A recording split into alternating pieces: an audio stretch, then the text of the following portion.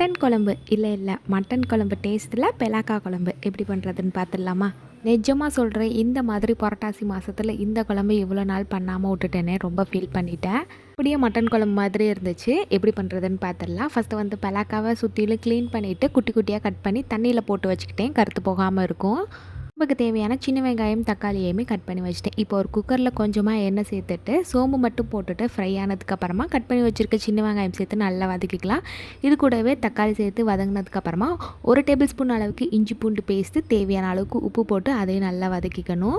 இப்போ நம்ம கட் பண்ணி வச்சுருக்க பெலாக்காவை சேர்த்துட்டு நல்லா மிக்ஸ் பண்ணிக்கணும் எண்ணெயிலேயே. இதோடையே மசாலா ஐட்டம்ஸ்னால் மிளகாய்த்தூள், மல்லித்தூள், மஞ்சத்தூள், கொஞ்சமாக மட்டன் மசாலா சேர்த்துட்டு நல்லா எண்ணெயிலே மிக்ஸ் பண்ணிக்கலாம். 1 டம்ளர் அளவுக்கு தண்ணி ஊற்றி குக்கரை க்ளோஸ் பண்ணி 1 விசில் இல்லைனா 2 விசில் வச்சு எடுத்துக்கணும். இப்போ மட்டன் குழம்புக்கு மசாலா அரைக்கிறதுக்கு கடாயில் எண்ணெய் ஊற்றி கிராம்பு, சோம்பு, மிளகு, அதுக்கப்புறமா தேங்காய், கருவேப்பிலை சேர்த்துட்டு நல்லா வறுத்துட்டு ஆற வச்சு அரைச்சிட்டு குழம்போடு சேர்த்து நல்லா 10 நிமிஷம் கொதிக்க வச்சு கருவேப்பிலை, கொத்தமல்லி தூவி ஆஃப் பண்ணோம்னா குழம்பு ரெடி.